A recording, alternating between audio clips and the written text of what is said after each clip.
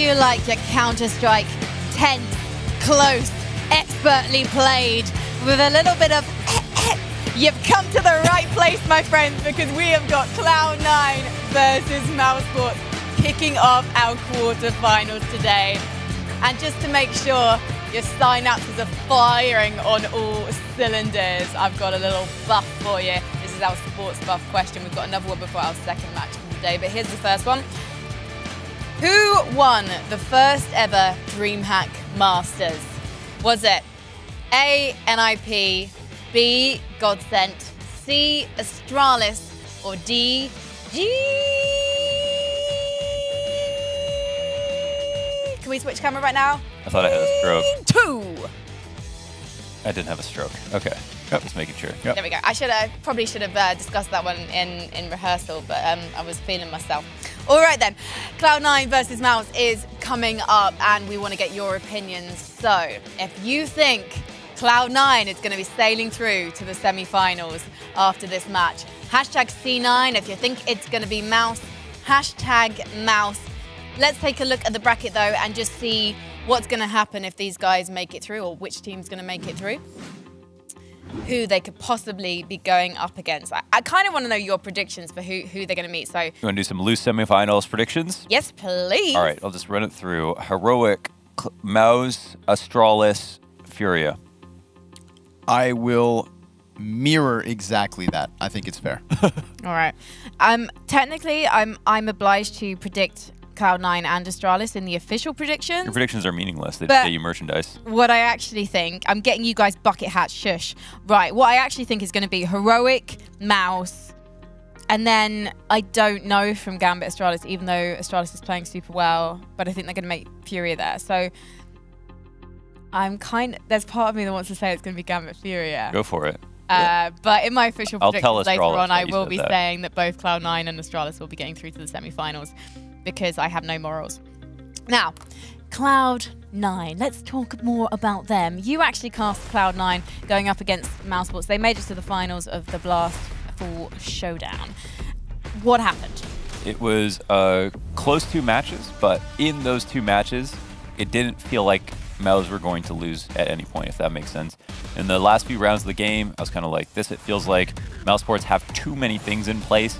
Chris J's hitting shots on Inferno. They are slowly outclassing them, each spot in every part of this round. And they showed us that Inferno is a map that even if you're not on your game individually, if you have the right nade protocols and you understand what the Ts want to do, you can eventually squeeze them out and win. And that's what they did. They closed it out.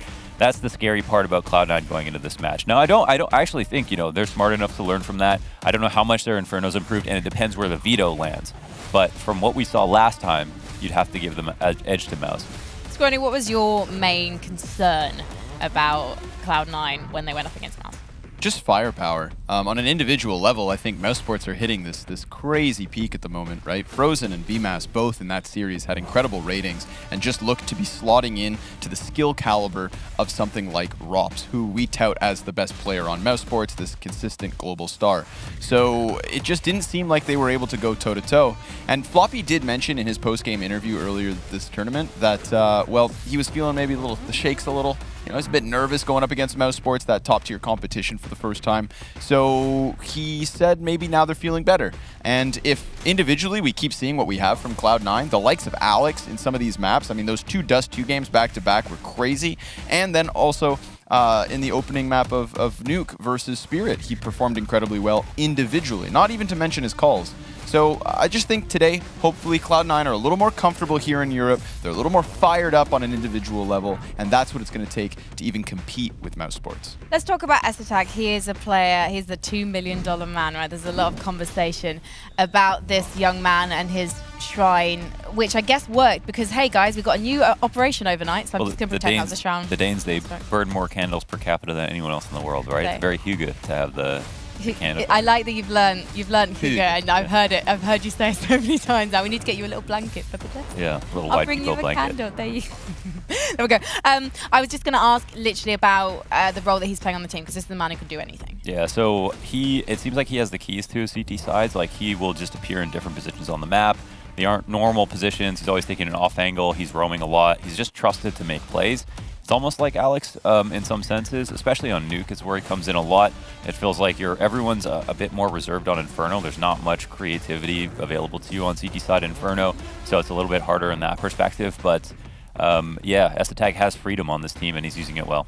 There's one concern we've been having about Cloud9, and that is their poorly in-game leader, Alex, who has been coughing up a storm and also killing everyone in the server. So we don't really have concerns about his performance, but we do want to find out if he's feeling a little bit less foggy-headed. We were definitely well prepared for Spirit. I think our T-side showed like we knew how to play against them, getting the 10-5. We had a couple of reads that didn't go our way. They changed up their calling a bit, and that got them to 14. It made it really close, but thankfully we got the win in the end. Team Spirit looking to double their round count at the end of this first half, and it is only Floppy, but Floppy on his own has gone ahead to take down 3 players. Idis Balance misses his shot, and Floppy understands exactly where they're coming in from. I love playing against Kerrigan. It's always great fun, and we'll see how it goes. I obviously never played with him, but from the outside it looks like he structures most things, and on CT side, for example, they have very good set routine. Their lows won't be as low, but I think our highs can be higher if everyone's feeling the game properly, and obviously we're adding structure to make sure that we don't have low lows, as it were.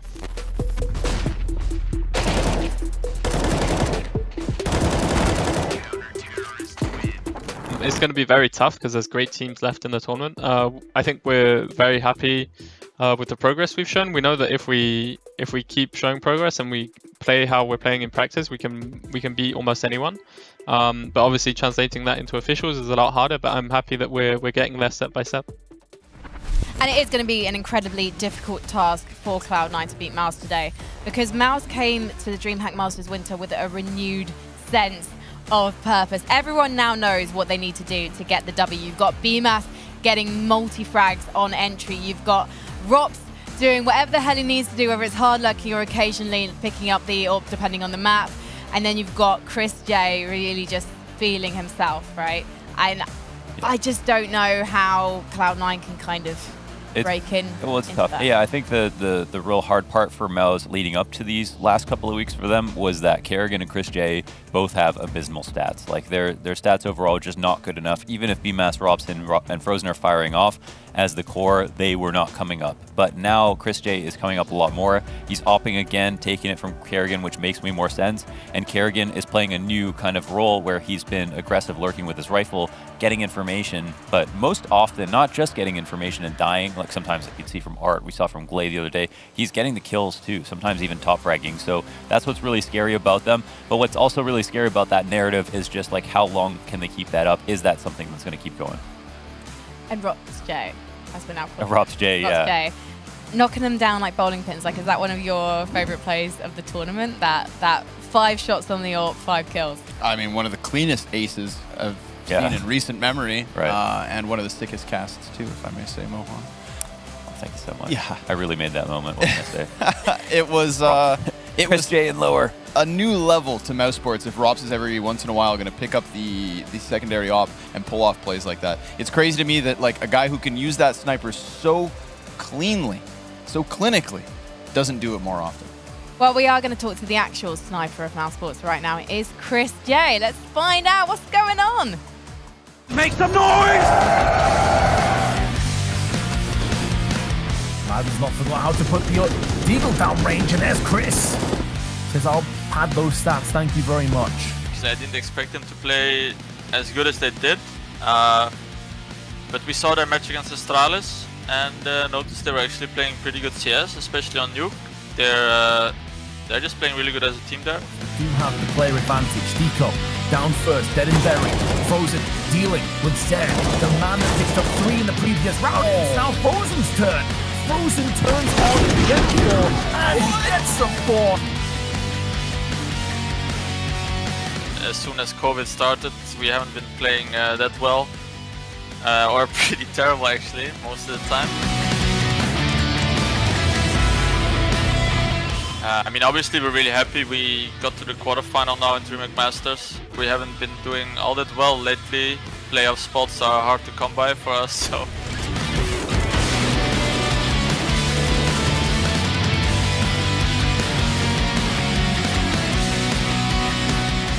had deeper runs than the quarterfinals before, and that's definitely what we're aiming for now as well. I think we all hope to play in the final again, and now that it's so close, that's all you think about, right? That's what you really want to reach right now. And he manages to get the second in a split second. We played pretty terribly this year, Chris J said. I was amused by how honest he was, but they're not playing terribly at the moment. I'm so impressed by how they've suddenly, in the last month, just risen back to being the Mouse that they were last year. Yeah, they definitely were like just playing terribly for like the amount of like for having Kerrigan, for having all these pieces. But now those pieces are developing. Kerrigan's proven so much when it comes to developing talent, especially with someone like VMAS who can just take over games now. So that's very exciting to look at. And this match, I mean, it's such a good result for them, and it feels like Mouse would actually, you know, be a good odds versus Gambit. I'm sure Kerrigan would be comfortable playing against Astralis. Cloud9 was so close last time, and there's going to be so much that changes in this specific game for Cloud9, and I think that's what's going to be scary for mousesports, is keeping up with that. Well, one of the things that mousesports were known for last year was having an epic map pool. They had a 6-map pool, and it seems like they're working back towards having a 6-strong map pool again. Yeah, Kerrigan wants to play every map. Like, that's always been his goal with his teams, which is something that is more ambitious than other people do. And I think it's partly because they play relatively loose style, so they don't have strict protocols on every single thing. They just have lots of options that they use. Well, let's look at the mousesports team performance. So, as you can see, permaban, overpass. Dust 2. Yeah. That's a big question mark. So the only thing here, okay, so last time they played Vertigo and Train, and they slapped up C9 on Vertigo, but I don't think Cloud9 are, I don't know, how, they're going to have to be prepared for it, I guess, because they're going to be banning Train themselves. But that makes things really interesting. That Vertigo rematch, I think they only had single-digit numbers versus mousesports in that last game. It was 16-7, and on Inferno, it was 16-13, so a bit closer. Scrawny, what maps would you like to see? What we didn't get out of them last time was that Nuke, right? Nuke ended up being the 3rd map in their previous ban process, and I was really looking forward to it, actually. So I'm hoping we get a little bit of Nuke here today. The bans come in as expected, no Train, no Overpass. I think Cloud9 would actually like to play Overpass, so it's smooth for mousesports that they get rid of it. Right, so they pick Nuke this time. Nice. Yeah, so we get it right away, and then we get the same 2nd map, and then I would assume Vertigo maybe takes that 3rd spot. Yeah. Not even. Cloud9 just ban it because they don't want to play it. But this is great for Cloud9. I'd say the veto's improved. I'm even going to take them in this veto. So I think Mirage is a map they're very scary on because they're win over complexity, and Nuke is a map that they're very good at. Despite Mouse being good at it, I really like Cloud9's Nuke right now, and I think it has even more promise. All right. Nuke, Inferno, Mirage. Predictions time. I'd say Cloud9. That's a curveball out of nowhere. If I didn't see Vertigo in there, I think they might lose Inferno, but I think their Mirage is really good. I just have to stick with this return to form. I think mousesports are doing a really good job of rising their lower level, right? With Chris and Kerrigan also performing, it's going to be mousesports today. I have to say Cloud9. But what the Twitch chat's saying, there's nothing interesting for me to say about reason why I'm embarrassed about it, but what are Twitch chat saying? 60% mousesports, 40% Cloud9. That sounds about right to me. I think that's fair. Yeah, I think it's very fair indeed, and hopefully it's going to be a fair fight, but a slightly dirty one, because that's how I like it. Come back after the break to see Cloud9 take on mousesports.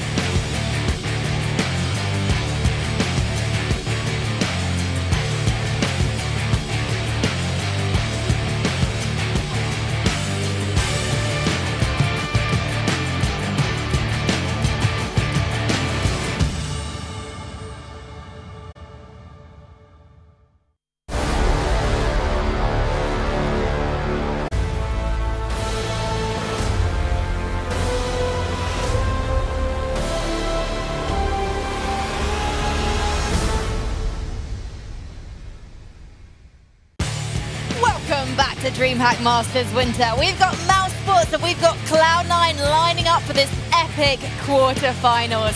And to kick things off, we are going to be heading on down to the safest power plant in the entire world. Don't take their word for it though. This is going to be Nuke. This is clearly Cloud9's home map now as well, Courtney. Yeah, certainly is. I don't know if it's the safest nuclear plant ever. There seems to be a lot of explosions here.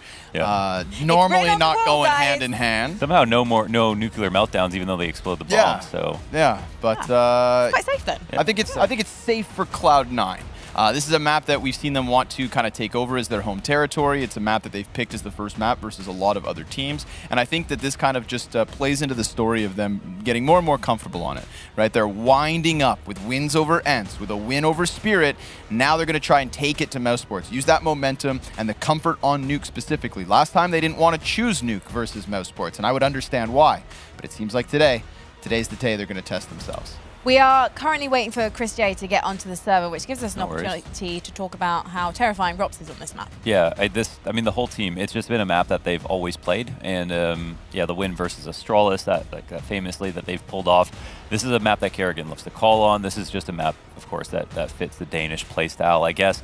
But as was talked about with this veto, things changing a little bit. First of all, no vertigo, so no tilting on the top of a skyscraper. Instead, going over to a map that they're comfortable on, and it's going to be tight all the way through. Like, no matter this could easily go 3 maps this series, and there's no telling who wins the first 2. I think Kerrigan knows that. I think Alex knows that, and I like the interview where Alex talked about how he likes playing versus Kerrigan. Now, I would say so far, Kerrigan is the only IGL that has outbrained him.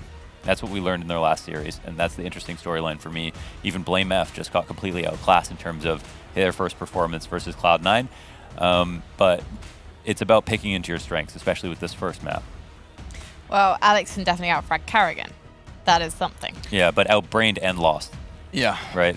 You can kill everybody you want, but Kerrigan's game plan, it was just actually so good. And also Kerrigan, I mean, maybe not numerically more kills, but some of the impact Kerrigan's been having lately. Throwing himself at the front line, throwing himself through smoke grenades, finding these very uncomfortable timings versus his opponents. I mean, when they played Heroic on Train, we watched Kerrigan walk through T-Con, sneak through smokes, and just absolutely wreck Borup something like 5 or 6 rounds in a row. Like, he is contesting them when they don't expect it. And yes, that was a different beast in Heroic, a team that they've definitely played more of.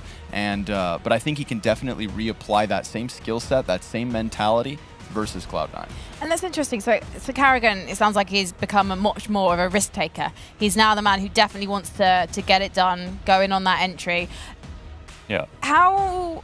I guess I'm just wondering, like, when this makeover happened, was it like a recent thing? Do you think it's anything to do with Mytha coming into the roster? You know, I don't know. So when we cast games, we have like a closer look at them, and we haven't really casted a lot of mousesports until recently, which is kind of interesting. And I was wondering, like, how much have things evolved? As soon as we started casting them, they started playing really well. That's all I know is the correlation there. Basically, they just started winning a lot, and now I've just complete reverence for mousesports. But yeah, the way he's playing, it's kind of like he's just it's kind of like he's an art that walks more. You know, he'll literally walk through a smoke, through the front of it on a strange timing, and I can't tell when we're watching the game whether or not it's because of a hard tell by him or some information that they have somewhere else on the map.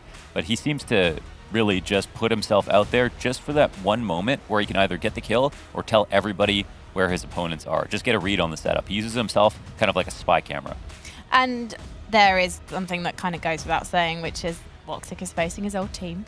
Yeah. So he knows. And we thought that would have more of an impact last time. That was actually a talking point. The fact that Woxic, would you rather be mousesports or Cloud9 in a situation where one player is on the other team? Because Woxic knows more about the remaining 4 and a lot about Kerrigan and his whole system and all of their maps. So that's information. That's an informant for Alex to feed off of. But it didn't seem to have that much of an impact when it came to game plan. Did Woxic have an individual impact against Mouse? Can you remember? Or when he took it up? I think he was just okay. He was okay. Yeah, okay. He hasn't been taking over the server too much, except for that Dust 2 game yesterday. Apart from that, he's just been a pretty good performer. I'd say in their first few losses, he was one of the only shining lights, but not really completely taking over the game. Definitely doing his role. I think on Nuke is an interesting one because there was a weird map from him where he ended up getting exploited having the op and then losing it a couple of times where he didn't need to. But again, I do think Cloud9 is already different from that day where they're playing a little bit more together and have a better Nuke overall. Yeah, I had a 0.86 rating in the matchup against Mouse before Woxic. I'm kind of interested actually in his ratings. I did go through his ratings last night actually, just sort of his general stats, because the last couple of series, yeah, he's really popped off for Cloud9. Yeah. But sometimes I feel like he goes a little bit under the radar, and he particularly struggled against Gambit, struggled, as we just mentioned, against Mouse, and also even Complexity, which Cloud9 won. I think on mousesports, the rounds were based around Woxic, but on Cloud9, it's not true. So that's totally fine. Yeah, like Chris J was saying that comparing himself to Woxic The rounds used to be based around Woxic, but he never wanted to opt that way. He wanted to be like part of the 3 while you explode and getting refrags with this op. So Chris J lately, he's just been getting 1 or 2 kills around and having really good impact that way. And Woxic was used to a lot more space where he just kind of had the keys. Where do you want to pick? Oh, we'll follow you here. Oh, you're going to open this up. You're going to hold mid for 40 seconds, and we'll work around that. But that's not the case anymore. There's too much talent on Cloud9, and the game plan and system is a little bit different. Oh, now we're getting to see the talent on mousesports now that Woxic's left as well. Yeah. We're also seeing this interesting thing where Alex used to play with an Opera that could take over the game, right? Ziwu. But that's not who he has Woxic, and he could potentially do that again. But now it feels like there's more emphasis evened out on everybody, including himself. He's playing better than Zyru and Alex, they're very different. Zyru and Alex, obviously, they're very different players. Zyru, though, and Woxic seem like very different players temperamentally. Like, Zyru, or Ziwu, sorry, we were Ziwu desk, guys. I remember being backstage at IM Beijing last year, and it was his birthday, and they'd just been knocked out of Beijing. And I was like, oh, bon anniversaire, doing my COD French as usual. And he was like the happiest guy, and they just lost. And I think the thing with Zyru is, when they lose, he knows it's not his fault. He's so chill about it. Woxic, personality-wise, is the polar opposite of Zyru. And so I'm wondering if he is now sort of having to adjust to not being the focus. Yeah, I guess so. But yeah, like that's I guess the interesting part. So maybe you could take it differently. Maybe Z would just hit his emotions better because he is a superstar player. Like sometimes he looks possessed in games that are like really intense. Like his last grand final that he played, I think, versus Heroic, or versus Simple, that 5-map series. When you look at his camera, and it seriously looked like it was just somebody else. Like I've never seen his pupils more dilated in my life. Like you could see that he's a nice guy, but he was really dialed in. Yeah. And at a superstar level like that, you better believe he's just as competitive as Woxic is, every bit. We are waiting for Alex to connect. We think he's getting into the server right now, so apologies. Yes, start the game, casters. We definitely want to. We're just waiting for Alex, and you can't be mean to Alex because he's ill. Okay, be nice to him. I want to see some Pepe D's in Twitch chat for Alex, please. Maybe some love hearts as well. I can't even imagine having to play when you're like feeling like crap, and also having to lead as well. I will take any excuse to bottom frag. Like if the wind's blowing in the wrong direction, it's a little bit too cold in my room. Like I've been wearing a sweater. Well, I mean that one's the line. Yeah, it's too heavy on my arms. You got to play with exposed elbows, Frankie. That's the bottom line. Yeah. Nobody's gaming in sweaters. Yeah. Have you seen those like normalize playing naked? Yeah. Like the vinnies? Sort of, the things, yeah, the sleeves. The vinnies. Yeah, it's for like glide. So if your arm gets any sweaty or whatever on the mouse pad, you just have perfect glide with those sleeves. That's what it's all about. Well, we're gonna perfectly glide on into Nuke, boys. Yeah, let's do it. Let's plant some bombs, shoot some guns, and let's see who's gonna find themselves one step deeper in the playoffs. It's a rematch from a hotly contested game of a week ago. It's a Cloud9 that's using the momentum of a couple best-of-3 victories in convincing fashion, and it's a crucial map for Cloud9, as opposed to Vertigo, where some of their individuals, Floppy, don't want to play. 3 versus 3 straight out the gate. We've got a little bit of an outer hold here from mousesports. They are on that CT side. Chris J with the smoke kit still in the equation. Mezzy smoke flash. And we're going to watch Cloud9 try to bring this back with an upper A pop. But look at this. Already out from the vent. Alex able to just put the Glock to the side of Chris's head. Peace. And then that USP tap to get himself a second. Kerrigan in a clutch. Hits a shot, but Floppy from beneath him rips his head off, and Cloud9 going to start strong with the first round pistol win. This is one of those games that just it's so unlikely that it's going to be a stomp. Every round will mean a lot, so pistols are going to be worth their weight in gold. Cloud9 will pick up the first, and it's off of a lot of challenges from mousesports to stop him outside, and it seemed like mousesports there for a second realized that Cloud9 do like to go late back to upstairs hit instead of defaulting to lower hits, and tried to call that out. But Alex, he was one step ahead. Pistol players on mousesports, I think they're really strong in rounds like this, especially with a guy like Chris J on a scout. You know, you need 2 things on rounds like these. You need strong pistol players, and you need that X factor, and the X factor's dead. No, you're right. It's actually Scout J on a Chris. That's what you call it because of how common it is for him to use this gun. Name the gun after him. Robs walks up from ramp. Floppy in the lobby. That is something that you should consistently expect. Sometimes he changes it up. Sometimes he takes to the rooftop, waits for these sorts of flanks. We'll see what he has in store for us on this fine. I think at this point, it's definitely true that Floppy is the most clutch player on this team, just based on the rounds that we've seen. First of all, already got an ace clutch, has a 1v4 on a pistol round, has multiple 1v3s and 1v2s, and he's done it on a few different maps now. So I think in some of these spots, he's set up to play clutch with the way that he controls rotations, but VMAS will pop off with a nice second kill, however, answered back by Alex. Yeah, he finds Kerrigan with his back turned. We've got 2 players for C9, incredibly low already. And also low in terms of being down here on the B site, but Frozen CZ needs to be reloaded, and he'll be given that chance. It's still a 3 versus 3, of course, but man, these walking wounded members of Cloud9, they've got so much utility, and that utility could be crucial in terms of finding the plant on the B site. 10 seconds to spare. Frozen with the Galil that he just picked back up, kills Estetag, and that leaves this round on the 2 players who are barely alive. Rops, Deagles, Woxic as he comes down the ramp. You were just talking about Floppy as the clutch factor. Well, he only has 29 health to make this one happen.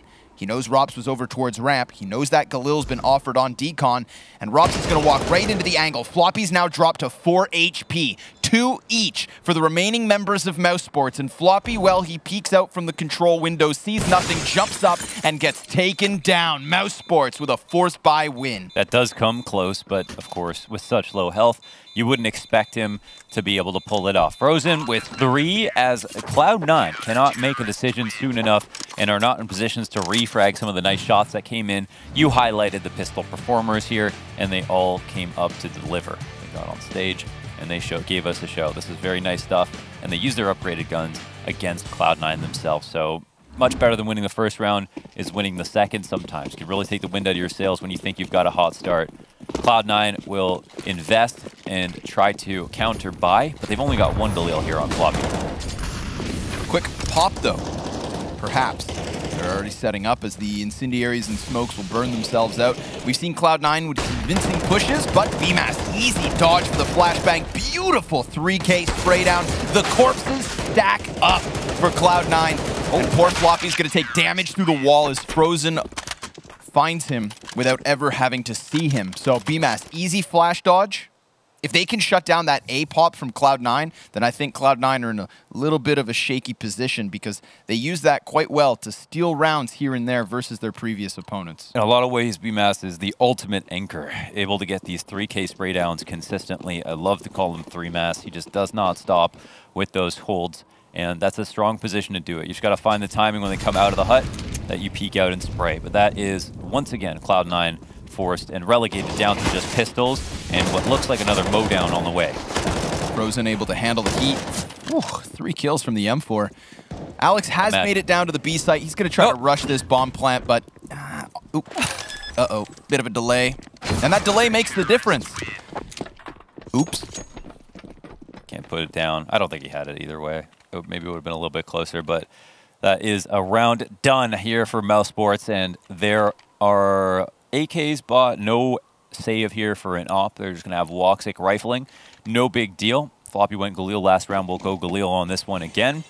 And now we'll just see what a full-fledged game plan here looks versus Cloud9 versus mousesports looks like.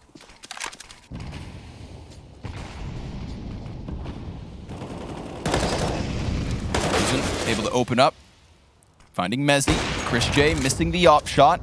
Not a problem. They haven't been able to close that distance on him. Not yet, that is. Follow-up smoke grenade towards the cross. And we're going to see Estetag challenge the secret stairs. Kerrigan's already down here. And once Estetag gets in, the rest of his team head elsewhere, doubling back towards lobby. He's going to go one further. Not actually peeking down into Kerrigan, but taking a very strong off angle. The only problem with Estetag's position like this is that if somebody comes to clear secret stairs from above it, well, he's going to be completely blindsided. But obviously with Cloud9 going so quiet all of a sudden, mousesports a little more concerned with the interior of the map than the exterior. Rops dodges a flashbang, knows that they're coming in on him, and he kind of gets caught between 2 spots. Moves his crosshair right before he would have gotten his initial peek. CTs sent scrambling, And, well, Chris is going to help hold this line. Kerrigan moves beyond the Molotov. They know that Opper's over in decon, but Alex tucks his head down, dodging Kerrigan's initial shots. Woxic clears him out of it, and then we had Estetag come down as well from that initial position. So Chris J, well, he now has to do it all, and they can dodge him by heading towards A. That was literally game plan versus mechanics. They were actually in a great spot, but they don't get the kills. Excuse me. Chris J will get a second, but the op on the retake, it's quite unlikely. Maybe he'll find a gun to upgrade to. He nears Rops' body to try to loot it if possible, but it's just going to turn immediately into a save. So Cloud9 win a round, but it's a precarious round. They rely on Estetag to get that second kill, and I don't even know where that came down. Chris tried to make it competitive with this shot from decon, and that was a good one. And they set up Kerrigan in the side of control to actually get a kill, but he missed his chance, and then he died. And now the story is Cloud9 winning. And of course, it's just about seeing how mousesports feel, because it feels like if they feel good and everybody's firing off, then they'd be able to win this game versus Cloud9 with their tenure and experience. But overall, so far, we've seen more consistency across all 5 from Cloud9, and that's kind of my biggest fear and worry about kind of picking mousesports in these games. Double sniper setup. Rop's going to invest into it.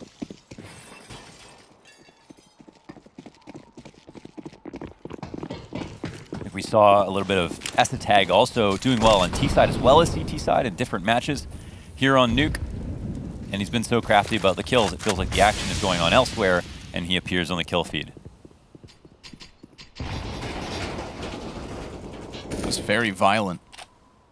That door went flying. You don't know someone's in that smoke. Oop. Oh! That was like Fall Guys. Chris J knocked Estetag right off the silo. Landed on his neck. Yeah. Strong first kill for mousesports. Brace won't save him for that one. Smoke's outside, but where's the commitment? Strange to see the bomb go inner here. They're going to try to, I guess, wrap through Mini, and it feels like there is going to be an opportunity for them to do that. Frozen will take a bunch of damage falling back through credit card, but he's smart enough to know that this wrap is potentially coming. This is such a smart position for Frozen, my God. Sticks the M4 to the back of Alex's head. Woxic's going to emerge from the squeaky door. It's all on Floppy, 1v4, and he can't even get PMAS off his hut. That is just Frozen, right? Man, that's actually a game plan victory. That's so good from mousesports, realizing that it's more likely to be an upper hit. They see the cross smokes upside, but they know that Cloud9 love to end upper. And Frozen, he throws so many shots down from outside that he has them convinced that he's going to be there for the next, 10 or 15 seconds, maybe making sure they don't wrap hell or anything, but instead he immediately moves back into Mini. Floppy most clutch. He has 21 1v2s, 4 1v3s, 2 1v4s, and a 1v5 this year. That 1v5, of course, very recent. And his 1v4 was incredible with the Glock on this team, and the other 1v4 was versus Astralis on LAN at Katowice. The best 1v4 ever. Amazing. A showcase of movement. We could watch that again all together here on the broadcast. That'd be sweet. That was a Floppy shining moment. One of the rounds that actually kind of propelled him to the top of North America in terms of potential contenders at Tier 1. It was a sad day when Cloud9 decided to pull the plug on the North American roster, and we all thought Floppy was going to have to go elsewhere, but he stuck around. Now he's looking to stick it to mousesports. But Cloud9 working with little. Mezzi on the MAC-10. Woxic on the AK. And both those players are the first 2 to fall. So things go from bad to worse. The Deagle up into the heaven, challenging the Opper as Kerrigan starts to come around him. Estetag actually able to turn this. He's got 2 kills with the Deeg, but that's all he's got. It's mousesports leading 5-2. To be honest, I didn't think this would look so easy for mousesports so far. Game plan looks extraordinarily good, and I wonder if Cloud9 are going to be able to tailor it on the fly. Because right now, Mini is on under lock and key. We don't know if Cloud9 can win around lower as consistently, but it seems like the game plan has to lean more down there because mousesports are onto the scent. Just the Desert Eagles and a Glock on Woxic. Challenge out Squeaky. No utility for this one. Full-fledged deco. It's just that they make it look so easy. They're all in the right spots. The spray downs come in. They're catching Cloud9 pushing. Again, only good things to say about Kerrigan and how prepared it feels like he gets his team before every match.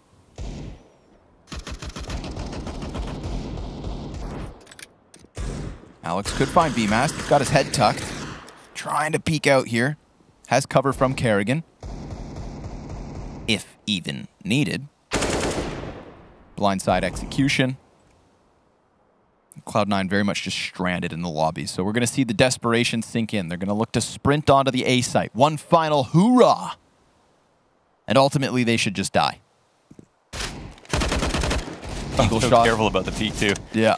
He knew it was coming. You saw that puff of dust off the wall behind him. He lines up 2 players. Last player is going to be Mezzy. Can he find a single kill? Ah, incredibly close. Buff the Deagle. 6 rounds to 2. This is a true test of Alex. Okay, he's on the T side, he's on Nuke, it's a home map pick. It's a smart move in the veto, but they're getting outdone. I don't know if Kerrigan expected them to come to Nuke, but it seems like they're fully prepared for it.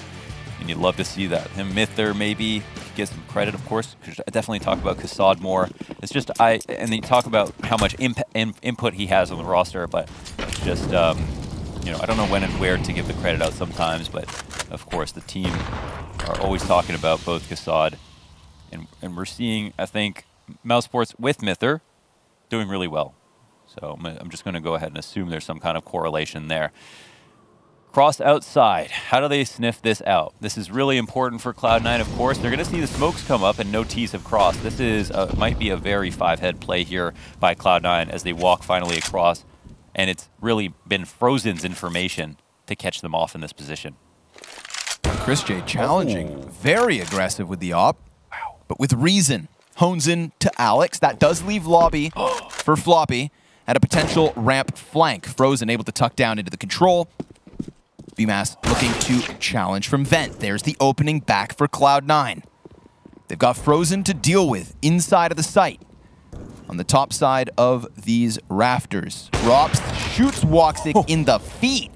His ankle gets blown open and Rops flicks it into the head of Mezzy. That's going to push it all onto S-Attack. He tries to challenge backside and it's mousesports with a solid lower hold. Damn, is this going to be their kryptonite? My God, it's perfect, man. The CT game plan is amazing here for mousesports.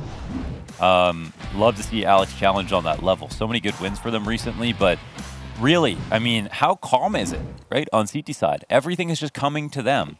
Like, Frozen has been key to find all of these different spots. He's finding out when they're lower, when they're upper. Just a few seconds before that, he missed them outside and then still got into a good position to cover that position. And they had Chris go through with the push as well. So Frozen looks like he might be a key component to this round as well. There's a player on top of Mini, one coming in below that. Mezzy will be the one to get the kill. Pistol round win would really help Cloud9 try and slingshot their way back into a contending position. They've been able to cross 2 players, one of which has bomb. The other 3 start to double back. We've seen this before when S-Attack was that solo B challenger, but now it's Floppy, who, to note, also has the bomb. So right now it's over on control side. He has a teammate looking like he's inside of vents, I believe. Really gushing over mousesports' CT side right now, but that last round that Alex called, I thought it was a smart play. It seemed like that was going to be the one. That number one, they avoid upper, they avoid the late upper, they fake outside, but then they're still outside. They go lower, they're not spotted. Ooh, he hits called that. Down. Ooh, he's hitting everything. Dude, you just cannot get by Rops. But now Chris J looking to power up off of it. Remember, this is just pistols, but Cloud9 have snuck that bomb plant through. Grenade is on the money, but S-Tag is still standing. Very wobbly with 5 HP. Deeg from Chris, good for his second kill, and he can't quite manage that next one. So all of a sudden, we've got BMAS in the 1 versus 2. He knows the player over on ramps low. Floppy wastes no time to take a position up above him, and because S-Tag killed those oppers, he now has one of his own. It's 76 HP for BMAS. Single flash, and he's pinned into a position. Floppy is going to make sure that he closes this round. Cloud9 using the pistols to find a third on the board. say word that's the way that Cloud9 get back into this match. A third round off of just pistols. I mean, there was a little bit of mousesports there. They did that to them on the second round.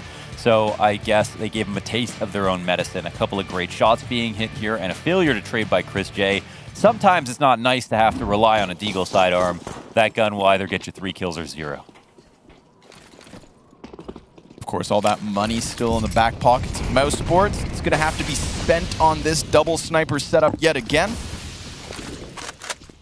Of course, Woxic going to get that freebie. They cancel the smokes outside, which is a trouble for Cloud9. They still have enough to re-exec for the cross, and they've tried to go through incognito, but mousesports have been on high alert. Frozen, Rops here, watching everything, like hawks. Depends what kind of cross smokes they go, but Rops might get a free shot. Oh, free 99.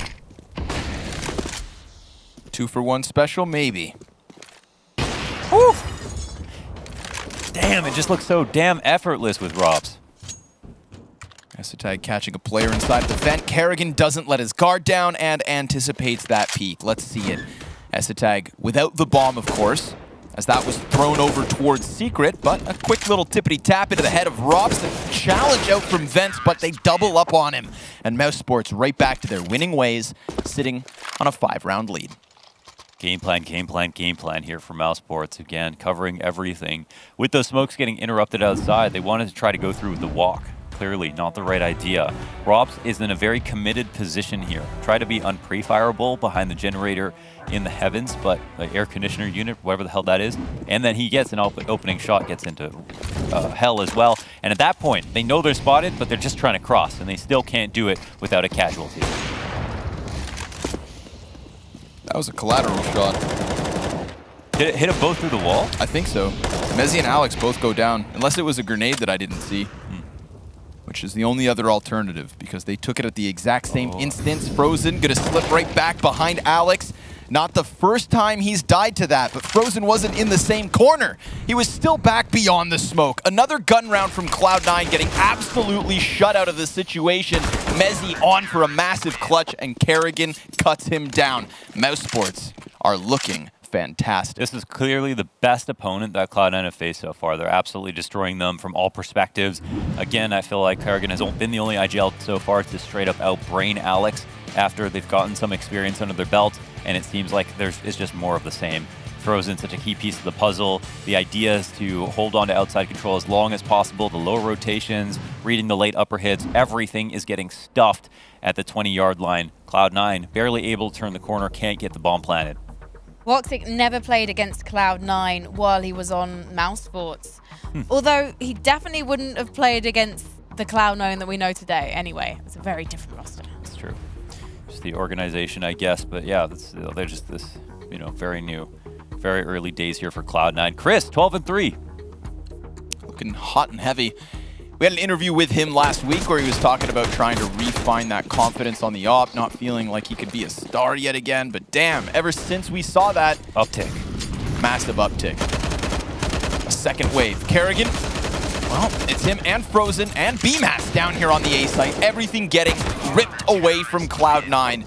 This CT side does not stutter. They're getting completely stomped out, and this is going to make Cloud9 lose a lot of confidence here on Nuke on their T side. It's going to raise questions for their next matches when they want to pick it. They're going to have to work on a lot of stuffs. Luckily, they get to face such a quality opponent that can really put their feet to the fire on this map and show them how it's really meant to be played and what happens when their game plan that looks so good versus some other teams just gets completely read in its entirety. Read like a very short picture book. Wild spray. Doesn't net BMAS much, but because he goes for that spray and Alex gets a kill elsewhere, there's actually a real chance at this A site where Frozen comes in, as does Chris J. We've got Woxic in a clutch. He'd need as many kills right now as he's had all map long. Damn, Rops and Chris J versus Woxic. What year is it?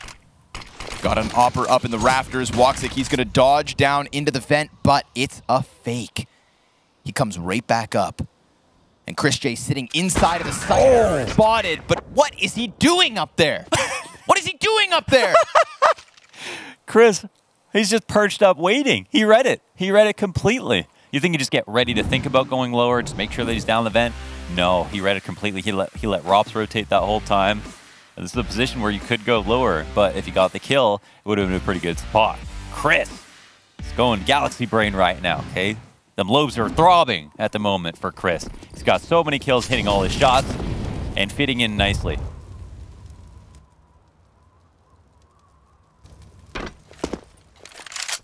This is the Chris we want to see.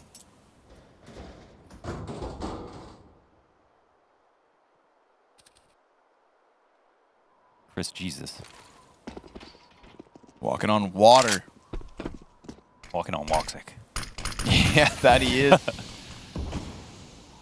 That he is. Cloud9, final attempt of this T side. Seems like they wanted to go for the comfort pick as opposed to Vertigo. So much info. No longer looking so comfortable. Oh, good AUG spray from Kerrigan. That is tons of damage. But he is going to get caught. He's going to be challenged. He got his reload in. So he's ready to go back to bat for mousesports. He has Rops up above him. And all of a sudden, Cloud9 falls silent. Kerrigan, man, this guy's a genius. So much info right there on that flash through the smoke. And then he follows up with the AUG spray. So they try to continue forward. They get pantsed in public. And humiliated by Kerrigan.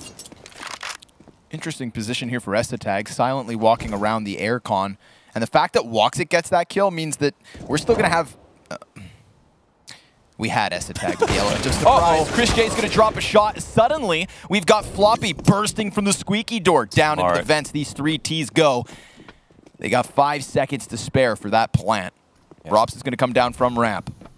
2 flashbangs and a frag in the post. Alex challenges before that bomb is even planted, and he has made a lot of space. So luckily, we get to see BMAS with nothing to lose. The final round of the half, he drops into the vents, and Cloud9 will put a 4th round on the board before we swap them to the CT side. Let's see if they can hold the line.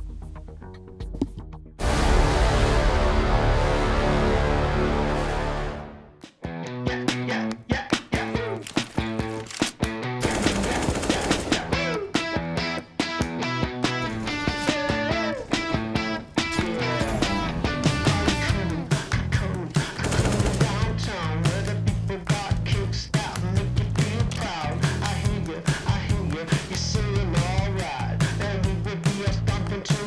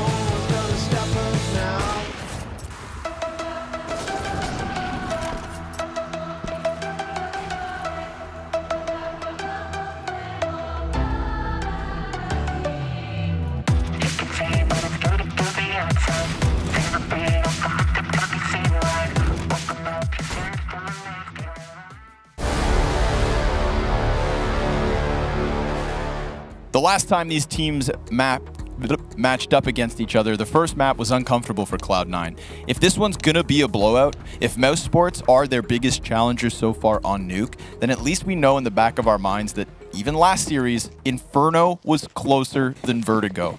So this series is by no means over. This map, in fact, could still be locked down, but it's going to take a complete change of face from Cloud9, because right now, Kerrigan's chilling, World of Warcraft style, just sat back, sweating, having a grand old time, sending his pieces to the front line.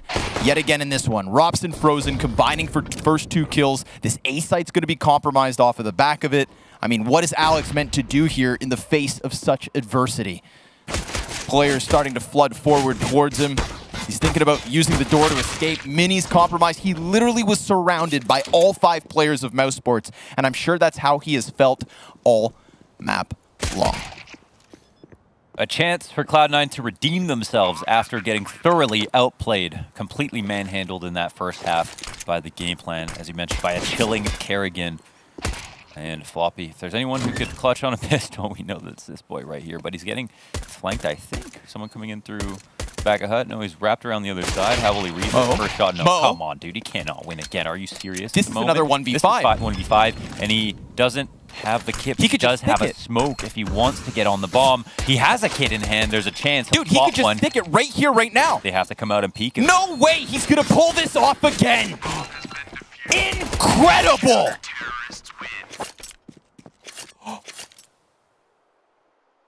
We're going to have to update that stat, Elliot. 2 1v5s. 1v4 on the pistol. A round 1 again in the clutch by Floppy. 1 on 5. Oh my god. An ace clutch. That is so sickening. And unlike last time, it's not versus players that are low HP. The amount of bullets he shot. Oh my god. I can't believe this. He barely missed. 2 1v5s in 2 days. The most clutch player on this multi-million-dollar roster. Locked up. Is that is Ricky. Done. That Floppy. Kamari. It's not going anywhere. He has the mantle. He has the belt. There's not going to be interim. There's not going to be a break. Floppy has he's proved it. That's it. There's no question. He's basically the Astralis of Counter-Strike.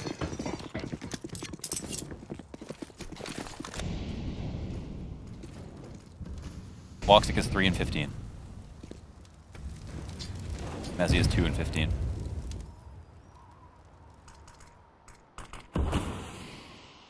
Mezzy is still 2 and 15. That's a big stick, Rick. Now Woxic's going to have to try and hold the cross. I mean, if you needed a play to fire up the troops, if morale was ever feeling low, that is something to kickstart the comeback. But let's be real.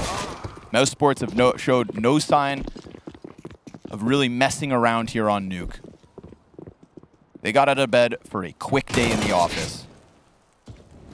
Chris J's probably still wearing pajamas.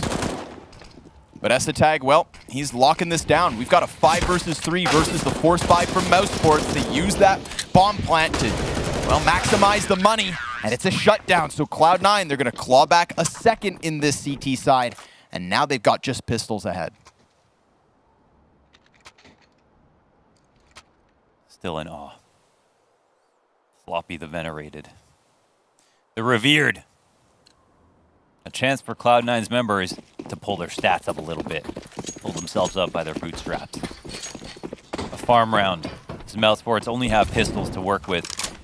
And I was going to say, a chance for Cloud9 to redeem themselves in the second half. But a chance for mousesports to really validate just how good their game plan is as we move on to the T side. Just seeing how ready they were to play CT side Nuke versus Cloud9. Now we're going to see how ready and prepared they are to play T side Nuke versus Cloud9. Floppy just got 2 1v5s in one day. When's the last time that's happened in Pro CS? Has that ever happened? In a 24-hour period? 24-hour period? Like, has that ever happened before? Not that I know of. Like, on odds alone. Like, on odds alone, I couldn't rest with the idea that that was going to be possible.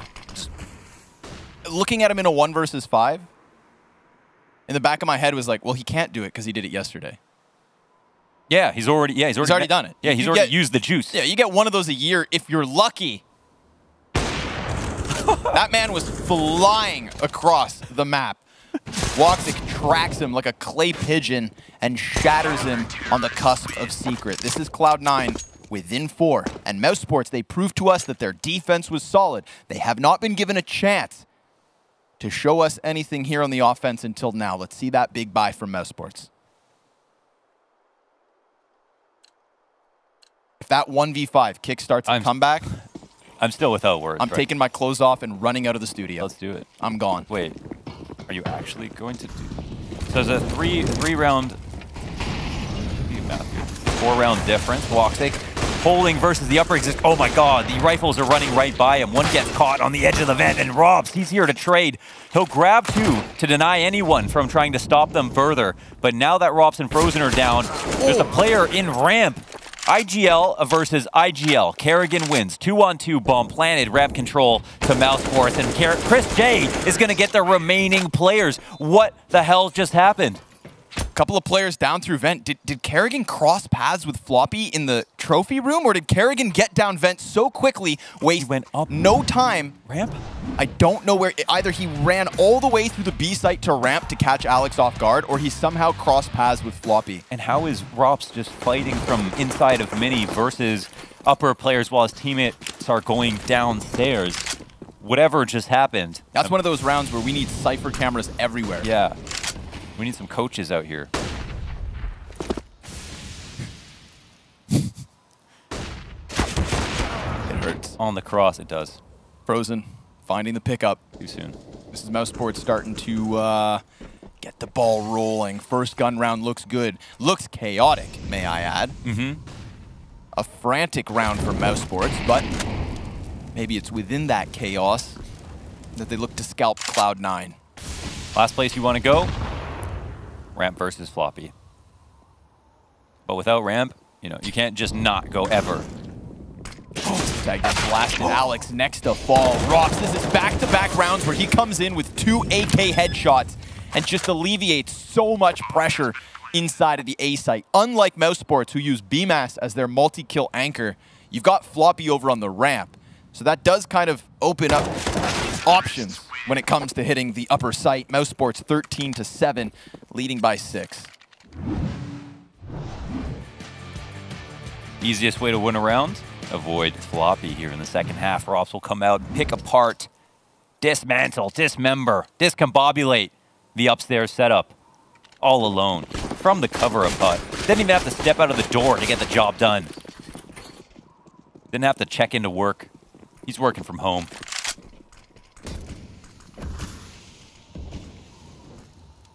They're totally getting spammed. Another headshot. Rops is so good when it comes to the first bullet accuracy. And the spray downs, apparently. Sure, it's just the unarmored pistols, but hey, it gives his team confidence and timing to sink real deep into the B site. BMAS finds the kneecaps of Alex. Now, Essetag has nothing left to offer.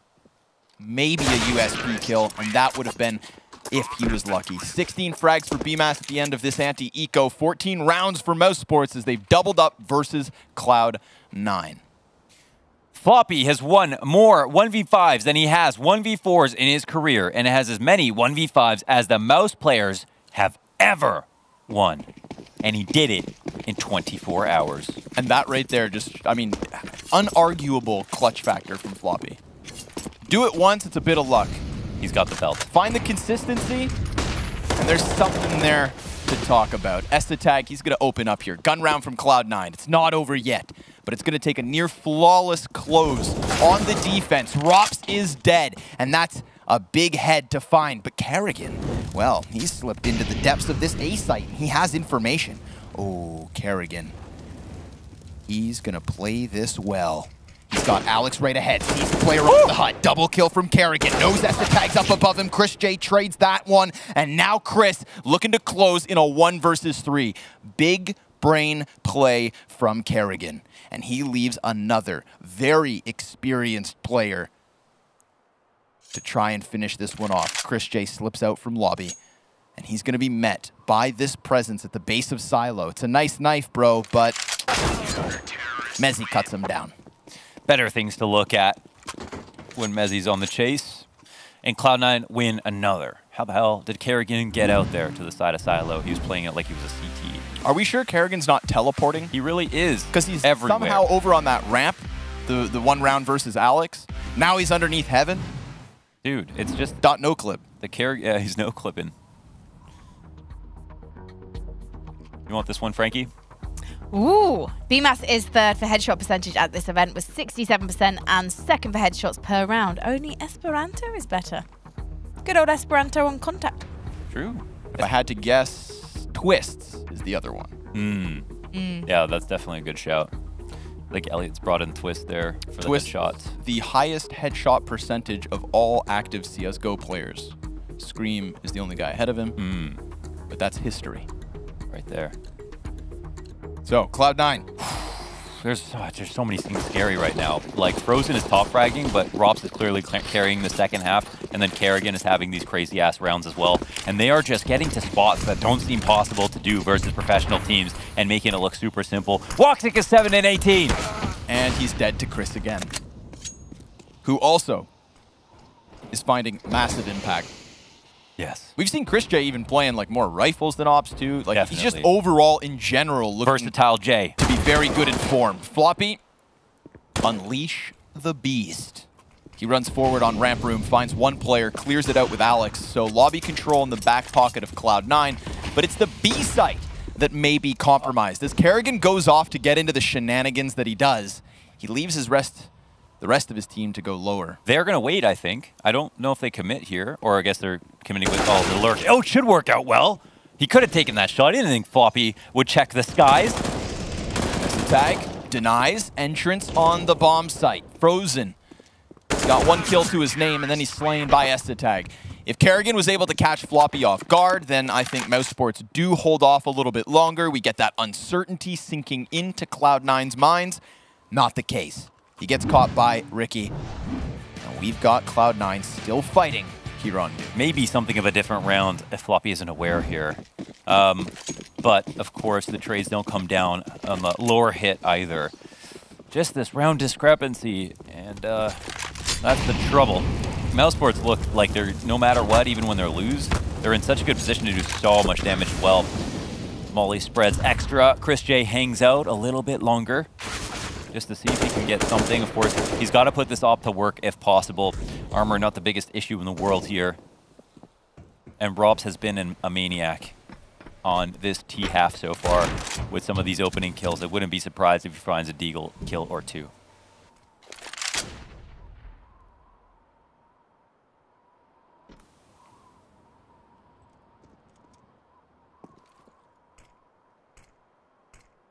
Cloud9 comfortable to sit back in this A site, let mousesports challenge. Estetag gonna try the hut roof floor bang. It actually goes back the other way. Who's he shooting at? I need to know. Is that Frozen? Because Frozen's the player. Yeah, it is. Frozen's the player I've seen most successful from beneath this. So sure enough, he's like, you want to play my game? He slides down the doorway. Mezzi finding the better of him. Chris J, Robson, Kerrigan, 3 kills back for mousesports. Alex, he's in a hot spot, and he's getting peeked from all directions. This is mousesports squeezing Cloud9 and potentially taking a 15th off the back of it, but they've got Floppy still to deal with. He's got armor, a kit, and full HP. But the mousesports players have all slipped off, and Chris J's op finds a second victim. Mousesports with a robbery for the 15th round. Taking down to such low HP at the beginning of the round as well, Chris J continues to have impact, breaching 20 onto 21, has the strongest KD ratio on the server. Again, Woxic here, 7 and 20. Chris has been finding him as well as his teammates in easy shots, and this is a round where mousesports have barely anything to work with. It validates even further their game plan coming into this with a strong start on CD side, but showing they are a two-way team in the second half. Even after surviving mentally a 1v5 from Floppy on the pistol, they bounce back immediately. What's the game plan to close? A little bit more patience. I mean, it worked in the last one. Limited weaponry here for Cloud9. Hell, limited everything. Margin of error, utility, firepower, current form.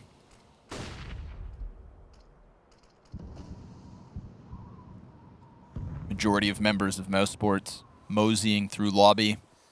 Really the perfect time. They could actually go ramp. Most of the time they didn't want to fight it. Oh, Floppy, there's an opening there. They'll spot him. I mean, they know what he's doing. They just don't know if it's a ramp stack or not.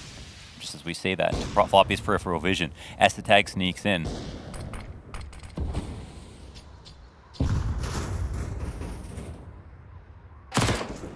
A little tap into the back of the head, Mezzy. Prodding Kerrigan. Alex eating flashbangs. But an MP9 on back sight. Slow rounds are killing Cloud9. They're getting so uncomfortable. Yeah, starting to wiggle. You see Woxic down in the vents. mousesports 20 seconds left. They're going to be able to attack this, but they do have a player behind them. Estetag with the Deagle starts to fire off into their spines. Frozen and Chris J, 2 kills on the entry. Estetag able to stop it all alongside Alex, who comes into the mix. Cloud9, yes, they were getting uncomfortable, but they found the crack to slip through. They used that ramp push. Very quickly challenging the backside of Squeaky. They've got 5 more rounds to hang on with. Yeah, no doubt. A hard round to read, but that double push, as you pointed out, was the point of weakness for mousesports as they finally made a decision. It's clear that mousesports want to take their time and see. Cloud9 are going to suss out some angles with Estetag roaming around a lot, but he still is able to do a little bit better, even if they're trying to actively work against him. Robs gets a little bit of damage in, trying to punish Alex for crossing into the vents. Alex will eventually make it through into the lower site. 2 rifles here with the op of Chris J. That's more than what they had the last time they won a round.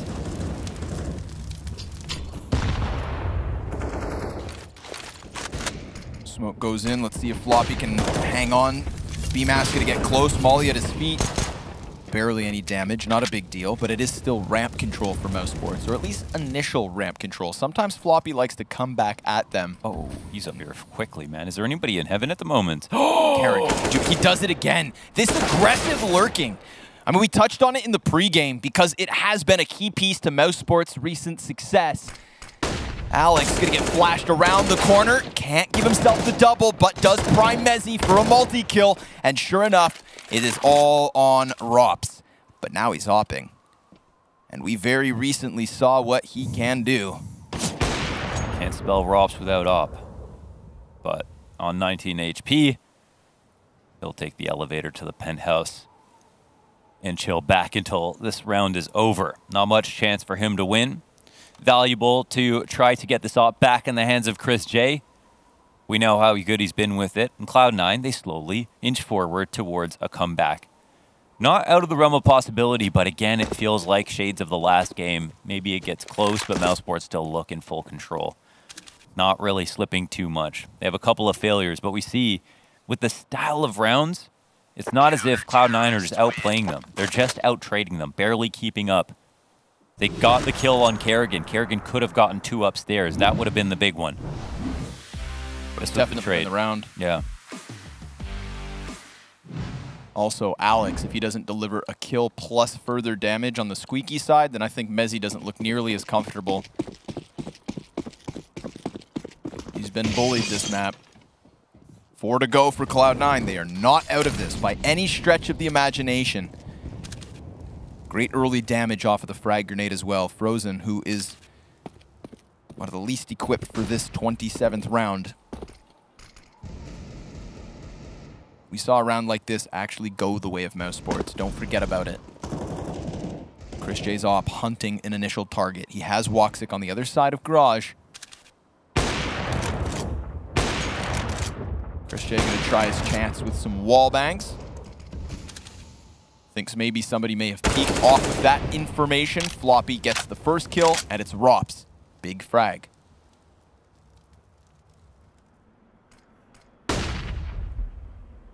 Again, mousesports playing it cool, trying to find openings simultaneously with their outside pressure on this AWP.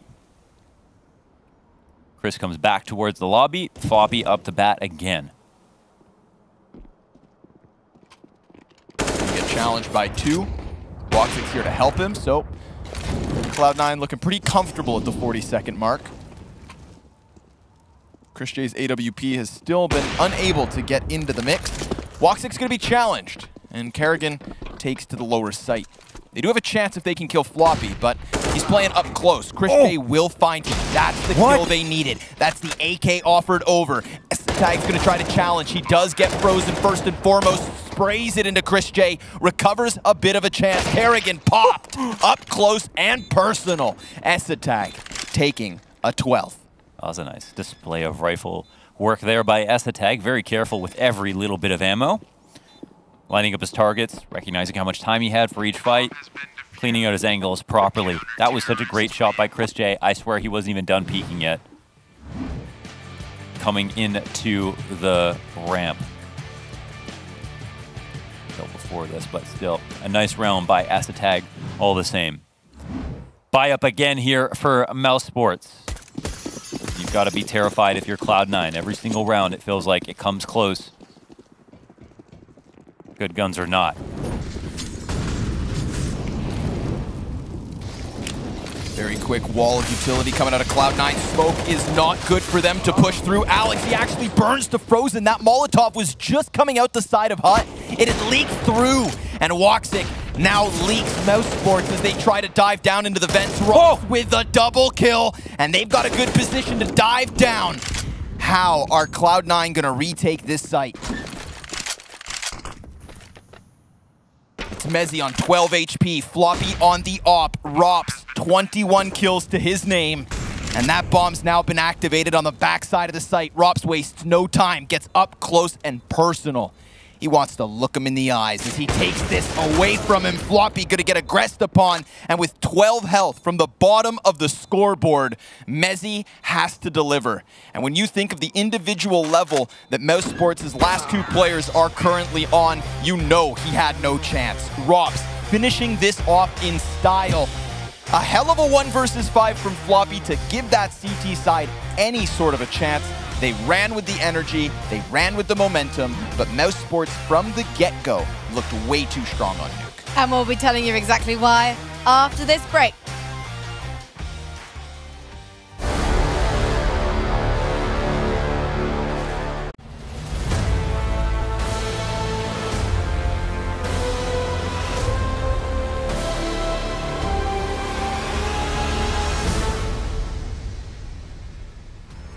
Whatever map Cloud9 picked in the veto, it was always going to turn out to be a risk, given that Mouse have such a strong map pool. As Cloud9 discovered, they know how to play Nuke, and they know how Cloud9 know how to play Nuke, because Kerrigan had clearly done his homework on Alex and the boys, disrupting their game plan on the T side at every possible opportunity launches. There was so many things that they had going for them in that first half, and it all comes back to Kerrigan, Mither, whatever their game plan was, and whoever's responsible for it. Really, again, the only IGL that has completely outbrained Alex for my money, and he's shown it again in another series. And on Cloud9's map pick, man, Frozen was always there catching the outside lurks in the first half, and it just looked so easy, man. It didn't look like mousesports were frantic at any turn. And why do you think we didn't see Cloud9 adapt their game plans they tried as we did? So how, but what, is there anything else they could have done? Yeah, so basically, they made some good adjustments, and it's not a game where I'm like, oh, Cloud9, they look so foolish right now, like, why aren't they changing things? Some of the adaptations that Alex came through, they were very pragmatic. Like, they knew that outside was a really big problem, and he knew that upstairs was going to be usually where they ended, so Alex started throwing cross smokes and then getting 5 players outside to the back of red, and then waiting for those smokes to come up, and then waiting for Frozen's guard to be let down for him to walk back inside, and then to cross the secret. But even in those situations, we had mousesports entirely ready. Rotates downstairs. Chrisjay had a good map. Rops had a good map. Everybody was really hitting shots. And that's exactly what Alex said in the pre-game interview as well. He was talking about those CT rotations that Mouse makes so successfully, but clearly wasn't quite prepared for them himself. Woxic, again, not necessarily showing up in a huge way again. Yeah. I don't know if that is just because Mouse just not making themselves available in the positions that Woxic wanted to. Chrisjay was out dueling him. Yep. He had some opportunities, but Chrisjay was the better opper today for sure. He'll have another chance of redemption on Inferno, but not exactly friendly to 1v1 op duels because of how little people op on T side of Inferno. But that being said, yes, he got outplayed, and Chris J was looking extraordinary. Chris J was going aggressive as well. Yeah, sure. Chris J was feeling himself. I'd say this is one of those maps where if you ask Chris, he was really feeling the form today. It just looked like he was playing with confidence. And the only two players from Cloud9 that really had an individual level to slow things down was Floppy and was Esatag. So I think that Woxic getting countered out of this series definitely hurt them, Cloud9, especially on the outer plays. And Frozen, to me, was a player to watch on their CT side mousesports. The amount of times he would just make these slight adjustments inside of Hut, creeping through smokes, finding players' backs turned. He was really hard to, I think, get their read on, and for that reason, I think mousesports really dismantled in the first half. Should we talk about Floppy? I can't. I was not ready when we were casting that to be prepared for another 1v5 to happen. It's just something like where it just felt like there was just no juice left for that to be possible. We've already seen a 1v4 from him at this tournament on a pistol round, plus a 1v5 within the last 24 hours to put another one together. I mean, we were talking about who's the most clutch player on the team. It might be Floppy. It definitely is now. There's no question. I mean, we saw Esatag putting out the clutches as well. Sure, but not like Floppy. Floppy pulls them out of the depths of hell. A 1v4 and two 1v5s, I don't even know. He has two 1v5s. That's more than mousesports players have ever got in their career. Fine, I was just being devil's advocate, all right. And Alex, unfortunately, is not putting up the individual level that he has in the past few series. It may be that he's just genuinely kind of running out of juice, running out of steam, because he's throwing everything at these matches so far. He's just not the better IGL than Kerrigan at the moment. Kerrigan just understands him too well. All right, well, we're going to Inferno next. Will this be a 2-0 for mousesports? Let us know in the Twitch chat, because we need to take a short break.